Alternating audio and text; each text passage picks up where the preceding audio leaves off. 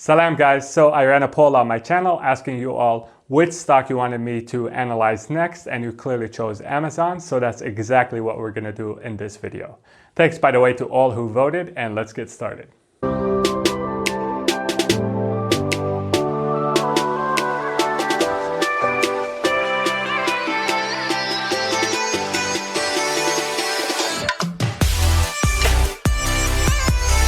Assalamu alaikum again, my name is Rakan Kayali. Welcome to Practical Islamic Finance, where we try to understand financial matters and build wealth in a way that is in line with Islamic principles. Today's topic is going to be analyzing Amazon stock, ticker symbol AMZN.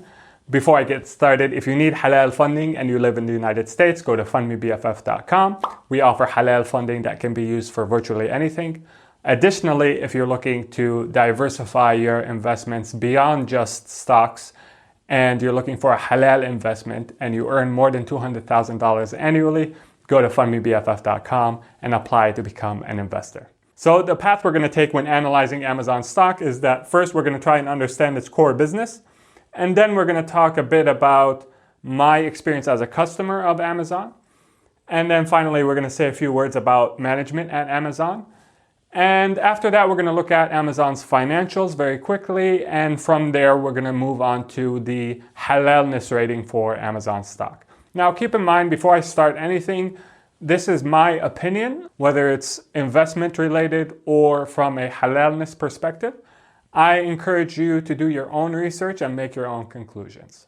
Okay, so let's start our analysis with Amazon's core business. So Amazon sells directly to customers through its online site, Amazon.com. It also provides a platform for third parties to list their products on the Amazon site, and it collects from those third parties a commission whenever they sell a product through their site. They also have the Amazon Prime subscription. By the way, if you're not subscribed to this channel, make sure you do.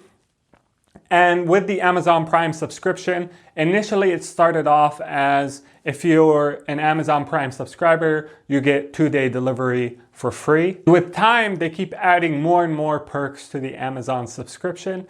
I started off when it was only offering the 2-day free delivery. Basically, that was the main perk of the Amazon Prime subscription. And I've maintained it. I think I've been a subscriber for at least 10 years now. And it keeps getting better and better because they keep adding more and more perks. They also have other products such as the Kindle, which is the ebook reader, and they have a tablet. They have the personal assistant device, basically the Echo Dot, a lot of variations of a personal assistant electronic device that they're constantly developing. They also have some physical locations. Amazon actually owns Whole Foods and they have their own stores. They're working on having their own brick and mortar stores. They also have AWS, which is Amazon Web Services, and basically this is a cloud computing platform that allows different businesses to host their applications on the cloud. I think this is basically where business in general is headed to, moving everything to the cloud, and Amazon is actually a leader in this space. They have around 35% market share, leading both Google and Microsoft, and they're growing at 30 to 40% every year, this AWS line of their business. And then finally you have other, which primarily refers to the advertising services that Amazon provides. As you can imagine, Amazon has a lot of data on its customers and what they have a tendency to buy. So they're really good at displaying ads to customers who have a high likelihood of being interested in those ads and in those products. And so third parties, other retailers and brands are using Amazon, pay Amazon to display their advertisements on the Amazon website. It's way behind Facebook and Google in terms of revenue from online advertisements, but this segment is actually growing pretty fast for Amazon, and I think it's going to continue to grow rather quickly, at least for the foreseeable future. So that in a nutshell is the different ways in which Amazon makes money. Let's look at the breakdown of Amazon sales during 2019 to figure out how much each of these different business segments contributed to Amazon sales in 2019. So 141 billion came from online stores, around 17 billion from physical stores, 53 billion came from third-party seller services, subscription services accounted for around 19 billion, AWS, Amazon Web Services, accounted for 35 billion, and then other, which as we mentioned, primarily refers to advertising that Amazon provides, that accounted for 14 billion of Amazon's 2019 overall sales. So now that we understand Amazon's core business, let's talk about how they fare in terms of customer experience. And I think perhaps there is no better source for information like that than one's own experience with the company. And I myself have been a customer of Amazon for at least 10 years, more than 10 years. And I can say that my experience has been nothing but positive. It continues to get better and better actually with time. And I'll give you two small anecdotes. The first is a couple of years ago, my nieces were staying over and they were watching a movie through the Amazon streaming service. And by mistake, they had signed up for a subscription to a service. And I didn't find out until I got billed for the subscription. And so I sent them an email basically explaining what happened, and this is how they responded. Hello, I understand that your pretty niece has been accidentally signed up for Star's service. First of all, how do they know that my niece is pretty? I'm assuming they looked me up online and saw how handsome I was and extrapolated from there. And they were correct in their conclusions. As you want to cancel with full refund, so to correct the situation, I've canceled your Amazon Stars membership and issued a full refund for this. So I know that this is a small anecdote, but this is something that won't show up on a company's financial statements. You're not going to see this in the income statement. You're not going to see this in the balance sheet. You're not going to see this in the statement of cash flows.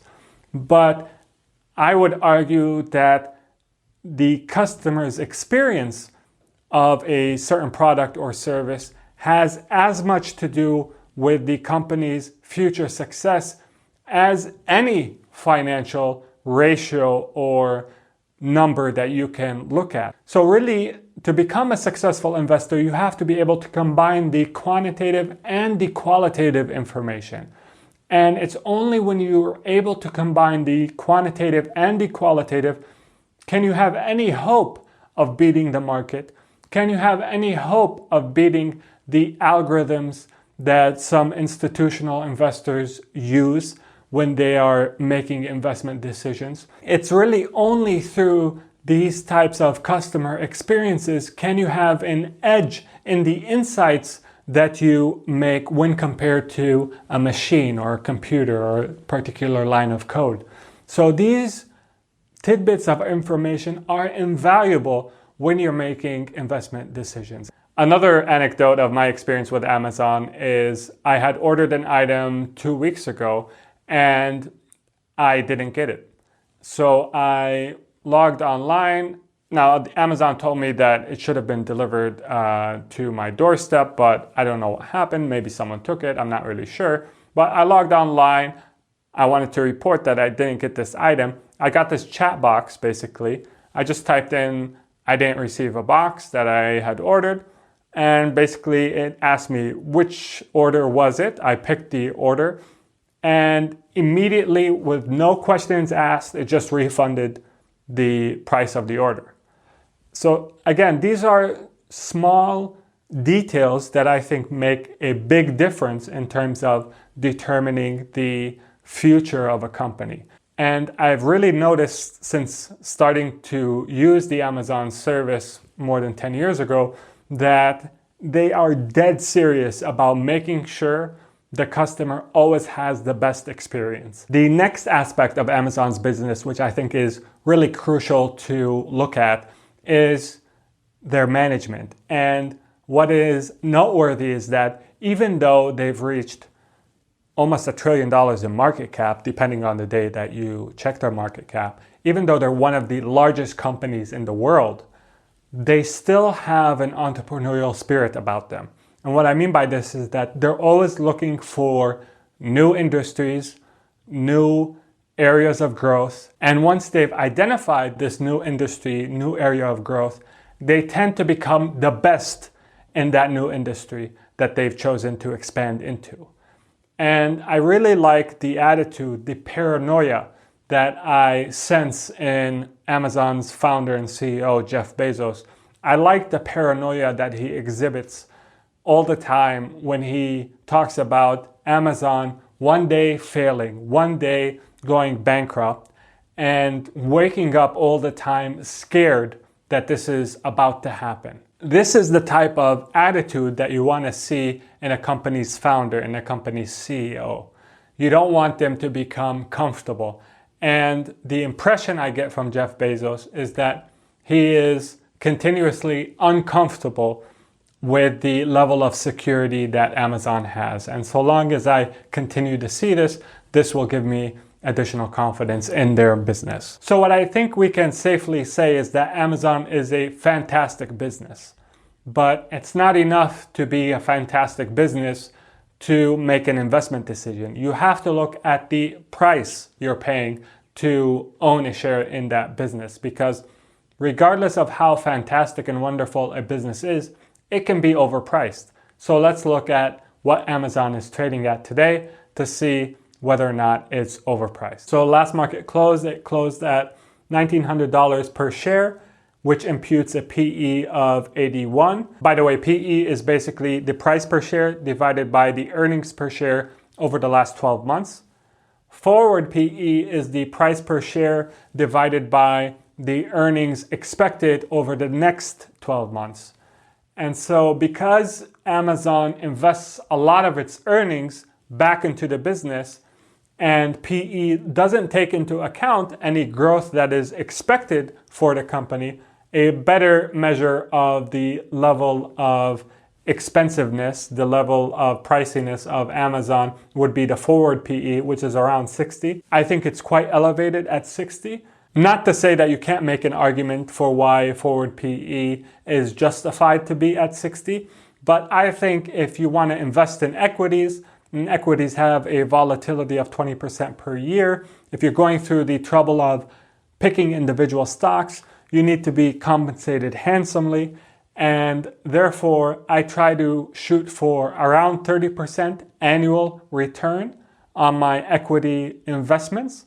I don't always achieve that, but that's what I shoot for when I'm picking individual stocks. And to get there, to comfortably get there, I would like to see the price per share at around 1,600. At around 1,600, it becomes an opportunity that's screaming for my attention. At 1,900, it's not really screaming. It's basically speaking in a moderate to low voice. I like to hear opportunities scream at me. And right now, we're not really there with Amazon stock. Now let's talk about whether Amazon is halal or haram. Now I like to use a scale between 1 to 10 in judging the halalness of a particular stock, because really you're not going to come across many companies that are absolutely haram or absolutely halal, especially when you're talking about a company that's $1 trillion in market cap. It's going to have some of its business being in halal operations, some of its business not being. So it's going to fall on a spectrum between 1 and 10. And so that's why I like to use this scale. 10 being halal, 1 being completely haram, and 5 being a coin toss. I'm not really sure. You could make an argument either way. So the 3 criteria I use, and to understand why I use these criteria, watch my video, How to Pick Halal Stocks.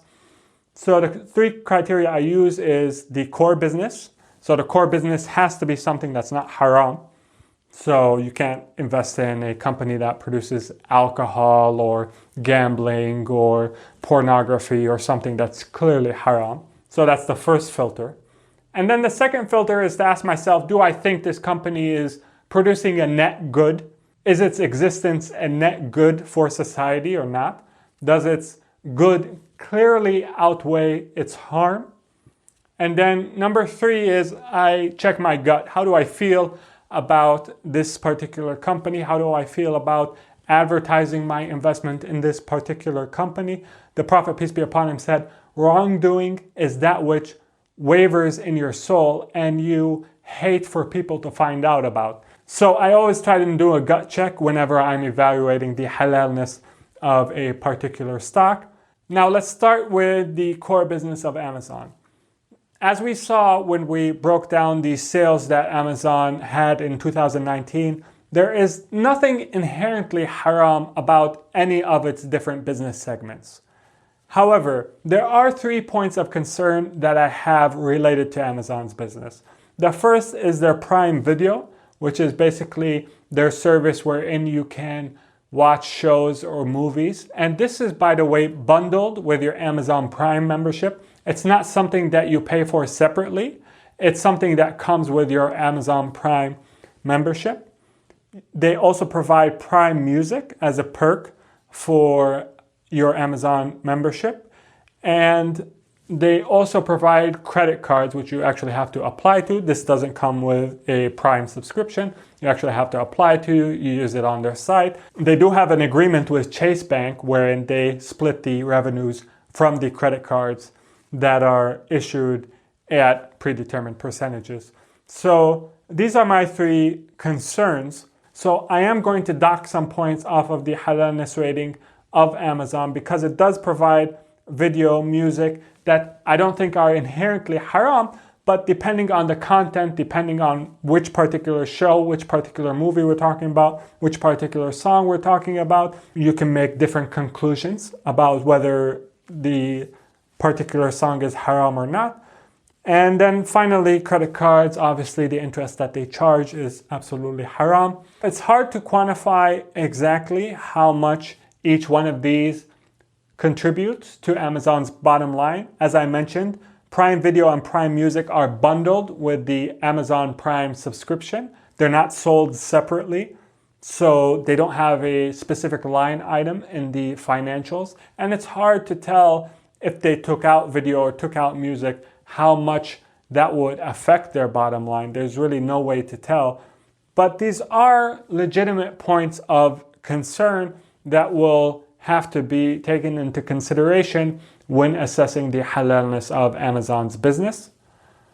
The second criteria that I look at is whether or not Amazon is a net good for society. And when you look at the convenience that it has provided its customers, I mean, you have hundreds and thousands of items that you can get delivered to your doorstep within 2 days, now increasingly within 1 day, and now they're working on within a few hours for certain products within certain zip codes. So they've really made the life of many people a lot easier. This is not to say anything about the platform they provide for people who want to sell through their website and the other services like Amazon Web Services, the Kindle ebook reader, which I actually have used the different versions of the different models of for the last 10 years. I use it to read Quran, I use it to read other books. So I really think that they've produced a lot of good for society. And I think that it's at least clear to me, and again, this is my opinion, they are providing a net good to society. They provide a lot more good than harm. They've made, as I mentioned, the lives of so many people a lot easier. And now the third criteria I use for assigning a halalness rating for a particular stock is what is my gut feel about investing in this particular stock. As I mentioned, I think the core business of Amazon is largely halal. The vast majority of its business is halal. I think it's a net good on society. However, I do think that these factors are things that warrant some additional pause when making an investment, and they do affect my gut feel about making an investment in Amazon. In light of all of this, in light of this discussion that I've had with you, I'm going to assign Amazon a 7 out of 10 halalness rating. So be right about here. And again, this is my assessment. I try and make an educated assessment about a halalness rating but it's my best effort. You may actually have a different assessment, and that's totally legitimate. That's totally understandable. And I encourage you to make your own assessment about the halalness of Amazon stock and about any stock in general. And the same applies obviously for the investment merits of investing in Amazon. Again, I think at 1900, it's not really screaming for my money. At 1600, it probably would be screaming for my money. But right now, I think the price is a bit elevated. Make sure you do your own due diligence and reach your own conclusions. I hope you found this video beneficial. If you did, I kindly ask that you leave a like, subscribe for more content.